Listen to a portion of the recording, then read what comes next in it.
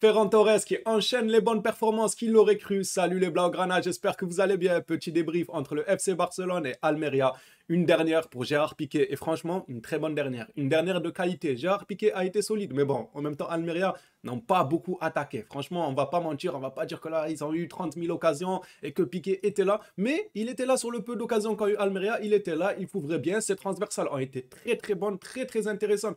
Sur ces transversales, pardon, sur le côté gauche là-bas, sur Ferran Torres et sur Jordi Alba, qui l'aurait cru. Piqué qui finit en beauté, son coéquipier Jordi Alba qui fait un match selon moi parfait. Jordi Alba fait un match parfait. Je vous ai dit que ce Jordi Alba là, il est intelligent dans sa tête, dans son placement, dans sa façon de remiser le ballon, de rejouer au point de pénalty. Il est intelligent, il sait faire. Et ça, il saura faire jusqu'à la fin de sa vie. Franchement, c'est quelque chose qu'il maîtrise à la perfection. Il a appris ça aux côtés du petit Lionel Messi, il a combiné tout. Il sait très bien le faire. Comme on a dit, c'est un manque d'intensité qui manque. Quand il faut jouer des grosses écuries, eh ben, c'est là où il va un peu pêcher physiquement, etc.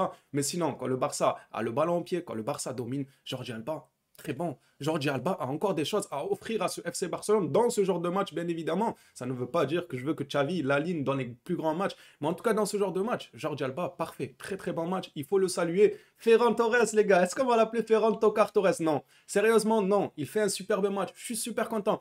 Avant d'en arriver aux individualités, je tenais à souligner quelque chose, les gars. Moi, ce que je tiens à souligner, c'est qu'aujourd'hui, j'ai vu un collectif. J'ai vu des combinaisons, plutôt sur le côté gauche, qui a été, selon moi, meilleur que le côté droit. Baldé Dembélé contre Ferran Torres, Jordi Alba. Je trouvais que Ferran Torres, Jordi Alba, quasiment tout, en tout cas en première mi-temps, quasiment tout venait de leur côté. Ça combinait super bien, des centres dans la boîte, des tirs, des combinaisons assez intéressantes. Mais ce que j'ai vu, moi, c'était un collectif ce match-là. Alors oui, vous me direz, calme-toi, c'est que Almeria. Les gars, j'ai l'habitude de ce genre de commentaires. Calme-toi, c'est que Almeria. J'ai envie de vous dire, c'est super. Mais pourquoi vous ne me dites pas calme-toi, c'est que Osasuna, quand je viens en débrief vous dire que contre Osasuna, on n'a rien proposé. On n'a rien proposé, pourtant c'est que Osasuna. Alors pourquoi on ne propose pas quelque chose? Non les gars, un schéma de jeu, un collectif, tu peux le ressentir contre une grande équipe comme contre une petite équipe. Une manière de jouer, quand tu imposes ta manière de jouer, quand c'est fluide, quand il y a un schéma de jeu, quand ça combine, tu peux combiner contre les plus grandes équipes et contre les petites équipes. Le tout, il faut que ce soit visible, je suis désolé, mais contre Osasuna, ce n'était pas visible. On était zéro dans notre façon de jouer. Contre Bilbao, c'était des individualités, c'est Dembélé, s'était levé du bon pied, donc il nous avait fait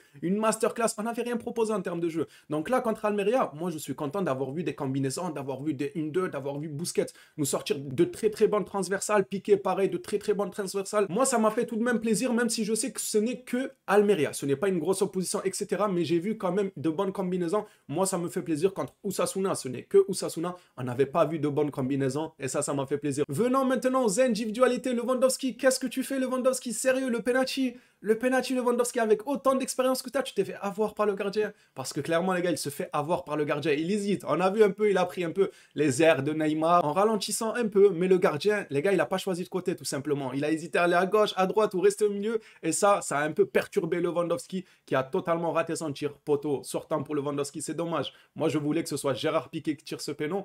Mais Gérard, ne pars pas comme un trouillard. Fallait prendre ton courage à deux mains, aller tirer ce penalty. Va tirer, Gérard. Même si tu aurais raté, on t'en aurait pas voulu. Franchement, t'en aurais pas voulu. Va tirer le penalty. On l'a vu à la caméra que c'est Gérard Piqué lui-même qui dit à Lewandowski d'aller se charger de ce penalty. Moi, je trouvais ça dommage. J'aurais largement préféré que ce soit Piqué qui tente sa chance et peut-être qu'il aurait marqué, finir sur un but. En tout cas, il finit sur une bonne prestation. J'ai beaucoup aimé son match. Il y a des individualités qui m'ont énormément plu, comme je l'ai dit en début de ce débrief. Ferran Torres, ça me plaît. Ça me plaît ce que je vois. Et ce qui me plaît d'autant plus, c'est le coaching de Xavi, les gars. Faut savoir le dire. Ce que je lui reprochais à longueur de journée, c'est que quand un joueur faisait un bon match, il avait tendance à le mettre sur le banc le match d'après. Je râlais tout le temps, j'étais là, je boudais, je disais mais qu'est-ce qu'il fait? C'est quoi le message que tu envoies aux joueurs? Il joue bien, tu le mets sur le banc. Il joue mal, tu le mets sur le banc. Non, dès qu'il joue bien, il faut qu'il enchaîne. Ferran Torres, ça fait 2-3 matchs, les gars. Il est intéressant. Ce match-là, ça m'a fait plaisir de le voir titulaire. Et franchement, il a tout de même confirmé. J'aurais aimé un peu plus d'efficacité devant les buts.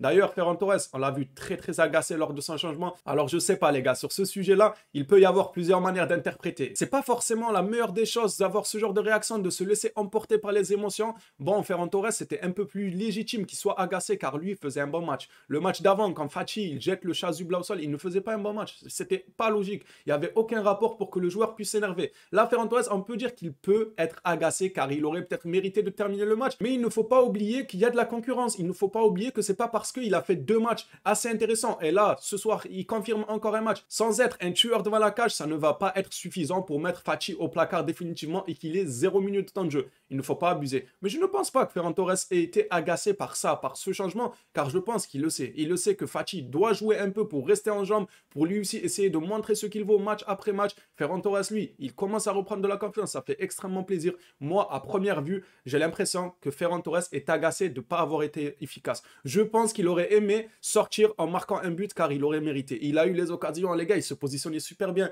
Franchement, il jouait super bien dans l'espace. À chaque fois que Jordi Alba avait à écarter sur le côté gauche, Ferran Torres était tout seul. Et c'est pas un hasard. Franchement, c'est pas un hasard, les gars. Il se positionnait super bien. Il se collait à la ligne. Il était toujours dans une position qui lui permettait d'avoir le ballon assez libre. Il y avait personne qui était à ses côtés. Il pouvait se permettre de rentrer en intérieur, de sortir en extérieur, de mettre un centre. Il pouvait se permettre énormément de choses dû à son placement. Je l'ai trouvé super intéressant. Pour moi, rien à dire. À part si on veut mettre un petit bémol, l'efficacité a un peu péché. L'efficacité, il aurait dû mettre un but. Mais parlons d'Ousmane Dembélé. Ousmane Dembélé, en fait, j'ai compris. Ousmane Dembélé, quand tu lui donnes un tapin, tu lui dis tiens, c'est cadeau, marque un but, tiens, j'ai tout fait pour toi, marque un but. Il marque pas. Il veut pas qu'on fasse tout pour lui. Dembélé, il veut prendre le ballon à 50 mètres, il veut que c'est lui qui fait tout. Voilà, moi je suis grand. Je sais marquer tout seul. Donnez-moi le ballon à 50 mètres. Je vais dribbler un joueur, 2 joueurs et je vais prendre le gardien à contre-pied. Ne vous inquiétez pas, j'ai pas besoin de mettre des tapines. Oh, Dembélé, qu'est-ce qu'il y a? On lui offre un but sur un plateau. Il ne marque pas. Il prend le ballon sur un rush. La passe de Busquets, on en parle, les gars. Ouh, la passe de Busquets qu'il a sorti. J'étais un peu déçu de ne pas avoir vu Frenkie de Jong continuer sur sa lancée au poste de numéro 6. Mais finalement, Busquets, il ne veut pas un match nul et ça passe sur Dembélé qui ouvre le score. Magnifique. Franchement, magnifique. Une superbe passe et Dembélé, c'est tout ce qu'il aime. Tu lui fais une passe et il te fait un rush solitaire de 30-40 mètres tout seul. Les gars, il est dans son monde. En fait, il est dans sa bulle. Dembélé, voilà, faut pas le déranger.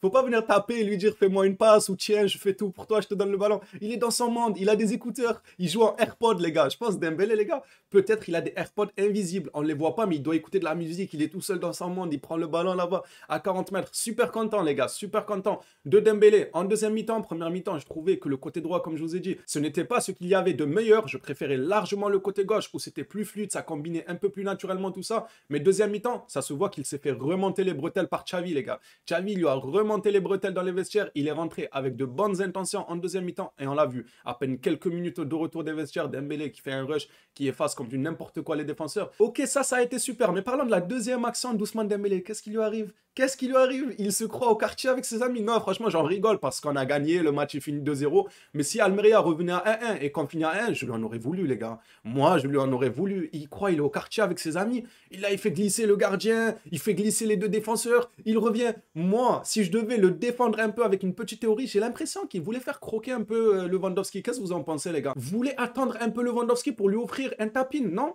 Peut-être, il faudrait que je revoie l'action, mais à première vue, je me suis dit, peut-être qu'il voulait un peu ralentir pour la passer à Lewandowski. Il a totalement mangé la feuille du match, je sais pas ce qu'il fait Dembélé. Il est fou ce type, franchement, il est fou. Il faut qu'il se gère, là on en rigole parce qu'on a gagné, mais dans des gros matchs, ce genre d'accent, c'est pas top. C'est pas top, faut qu'il se gère, faut qu'il soit beaucoup plus tranchant. Il avait fait le plus dur, il restait le plus simple à faire, il nous l'a pas fait. Il nous l'a pas fait parce que c'est Ousmane Dembélé, il aime pas faire les trucs durs. En fait, lui, c'est sa vie, faire les trucs difficiles. Encore un clean sheet pour Ter Stegen, ça fait extrêmement plaisir, les gars, pour finir ce débrief et vous laisser la parole dans les commentaires. J'aimerais faire une petite parenthèse sur Da Francesca ou Da Francesca, je sais même pas comment ça se dit.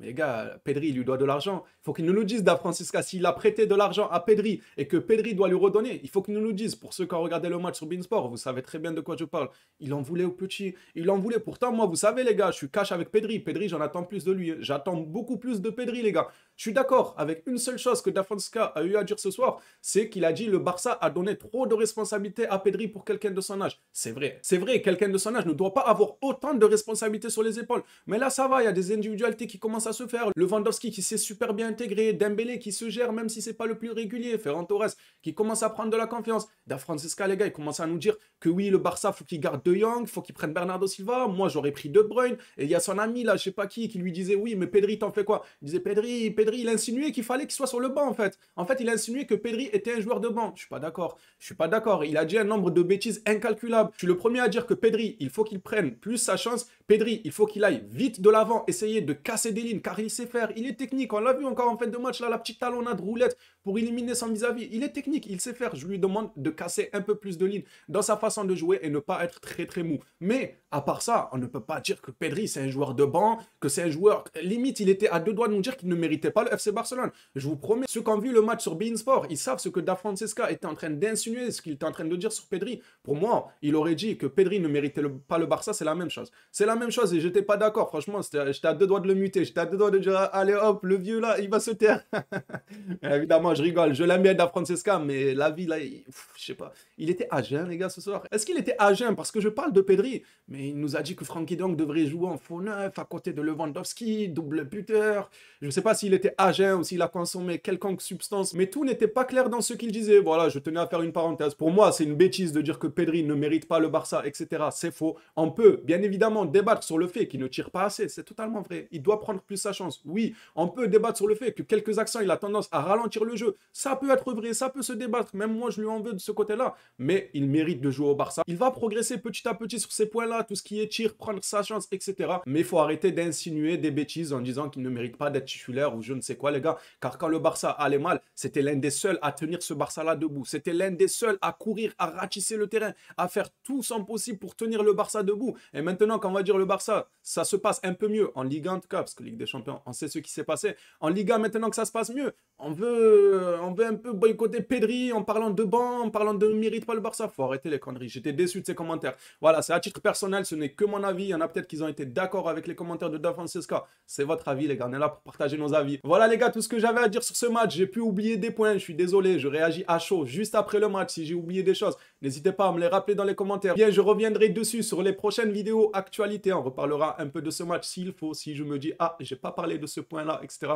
D'ailleurs, Baldé, j'ai bien aimé son match, les gars. Même en défenseur droit, il enterre Bellerin. Baldé enterre Bellerin en défenseur droit. Alors que Bellerin, toute sa carrière, il a fait une carrière sympathique en défenseur droit. Baldé, il arrive là, il a 16 ans et demi, il a 12 ans et demi, il a mis sur le banc. Un défenseur droit de profession, il s'est fait mettre sur le banc par un défenseur gauche de profession qui a 11 ans et demi. C'est fou, Baldé m'a fait plaisir, De Jong m'a fait plaisir. On va pas tous les nommer, mais franchement, en général, j'ai vu un bon FC Barcelone, mais on aurait pu être un peu plus efficace. Franchement, on aurait pu gagner 4-5-0 banal, mais on ne l'a pas fait. Attention, contre les grandes équipes, ça peut être mauvais de ne pas être tueur devant les cages. Voilà les gars, ce débrief prend fin. Merci à toi si tu as suivi jusqu'ici. N'hésite pas à faire part de ton avis sur ce match dans les commentaires. N'hésite pas à t'abonner si le contenu te plaît. Le petit like me ferait extrêmement plaisir. On se revoit à la prochaine vidéo sur le FC Barcelone. D'ici là, je vous dis, prenez soin de vous les Blaugrana.